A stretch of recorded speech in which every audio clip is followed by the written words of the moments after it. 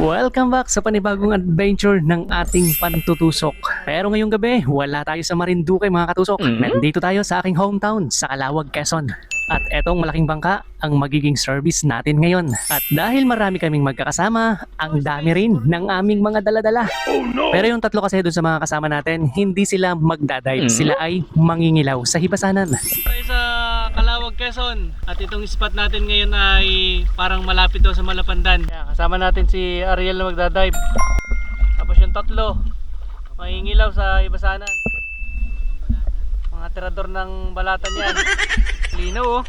Unang talon sa lungo. Time check natin mga katusok, 10:40. At talaga namang napakalinaw mga katusok. Ayan o, kitang-kita na agad ang bukawin. Ayun, tusok. Sa Marinduque, tinatawag yan na kanuping. Pero dahil nandito tayo sa Calauag, bukawin ang tawag dyan. Tapos eto, may nakikipagtaguan. Isang malapad-lapad na dalagang bukid. Ayun, tusok. Eto nga pala yung isda mga katusok na medyo malambot yung laman. Siguro dahil sa dalaga pa siya. O ito pa isa, dalagang bukid. Ayun, tusok. E paano halimbawa kung ang dalagang bukid ay hindi na dalaga? Ano kaya ang laman niya? Makunat na? Eto ang sigurado ako na talagang makunat ang balat. Ayun, tusok. Pero napakasarap naman na pang-ihaw niyan.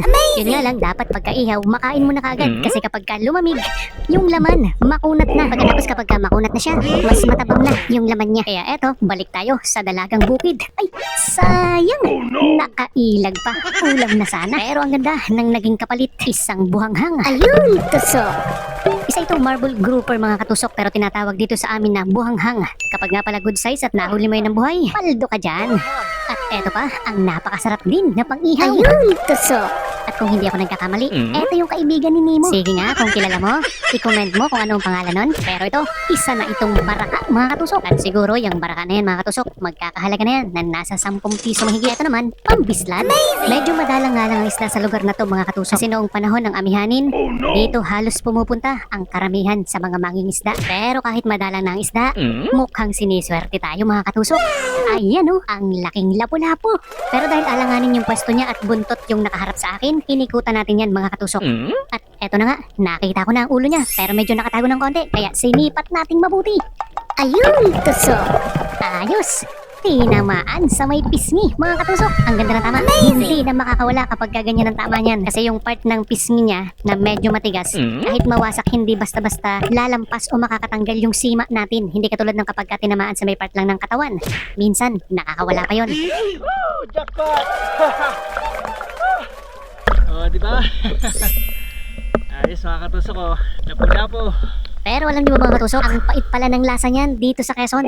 Kaya kapag ka mga ganun kalalaki, hindi namin inuulam niyan. Ibinebenta namin yan. Pero yung ganitong hinog, tapos yung ganitong dalagang bukid, napakasarap na pang-ulam niyan.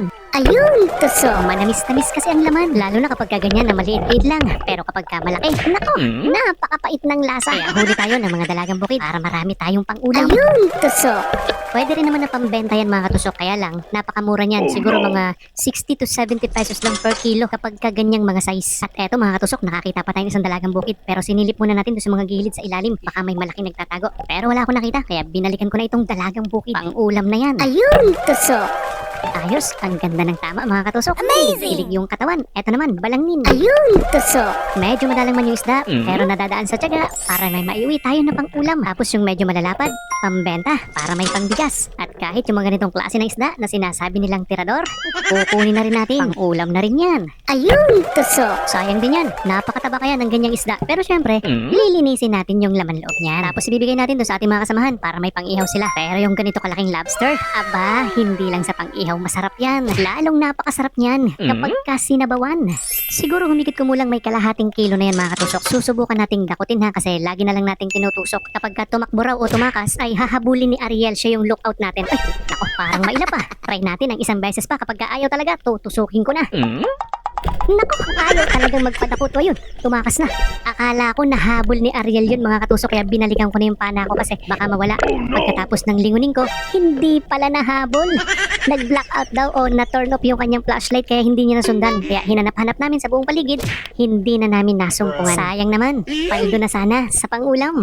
At sa kakahanap ko, eto ang nagpakita sa akin. Kung kanina ay mahaba at matabang lobster, ngayon naman malapad na palad. Pero sa lugar mo, Katusok, ano ang tawag sa ganyang malapad? Ayun, Tusok!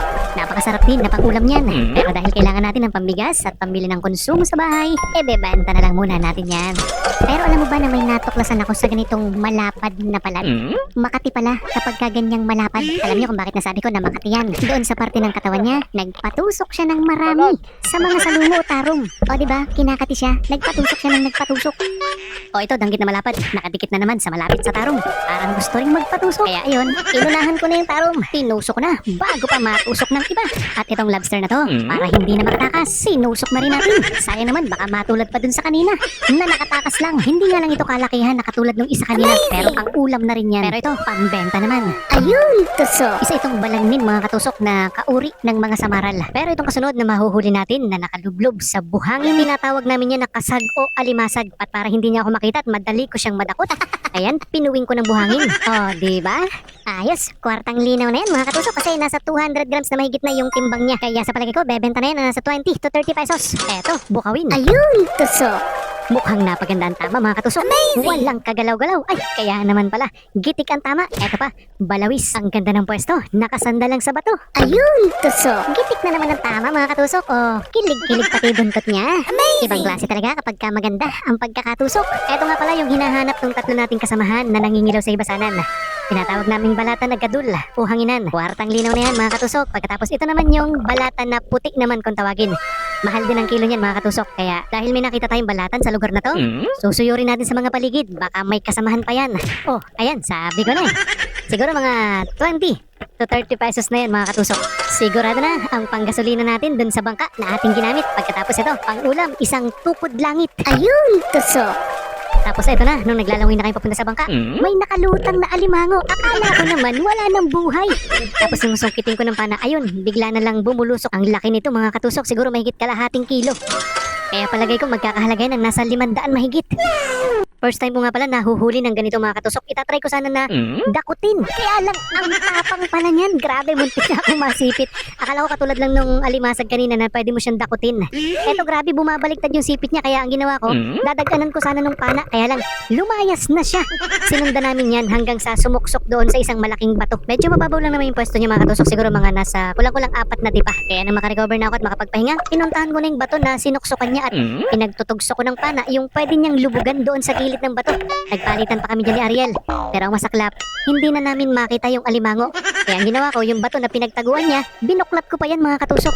Medyo may kabigatan nga lang kaya hindi ko nakuha sa isang buklatan. Pero nang nabuklat ko na yan, ay dinakot ko na yung ilalim para hanapin talaga yung alimango. Pero wala na mga katusok, grabe. Sayang, palagay nyo, saan napunta yon? Paldo yata kayo ah.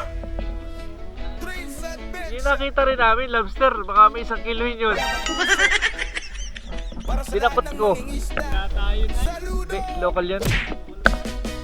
Dinakot ko, tumakbo. Hindi niya nasundan. Ay, goodbye.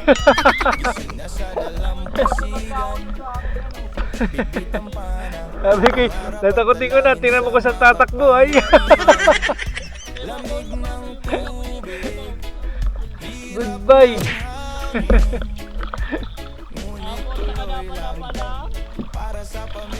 Masubukan sanang takutin ay. Ito nga pala yung huli ni Ariel doon sa unang dive mga katusok. Yung kasing pag-ahon doon sa pangalawang dive ay hindi ko na naipakita. Pero ito yung mga nahuli natin doon sa break time. Ito yung unang pahinga, unang dive. Yung mga kasama natin, yan o, may nahuling malaking alimango, grabe. Nasa 1 kilo yan mga katusok, hindi kasama yung sipit. Pero dahil wala na siyang sipit ay hindi na siya mabibili ng maganda sa pamilihan. Kumbaga, reject na yan. Pwedeng ipang ulam na lang, pwede rin namang ibenta dun sa iba na willing bumili at iulam nila. Pero nasa murang halaga na yan mga katusok. Pero kung hindi yung reject, grabe, 1,000 ang pwedeng maging benta niyan. Kaya ayun, laking panghihinayang ng ating mga kasama. Pero ganun talaga ang buhay, hindi laging paldo. Eto nga pala yung mga nahuli natin. Sa first dive lang yan mga katusok. Hindi na rin natin na ipakita yung second dive natin pag-ahon kanina. Tapos eto yung mga balata nilang puti na nakuha at saka yung mga hanginan. Ayos, nakadilahensya na rin kami ng pambigas tapos panggasolina, tapos mga pang-ulam.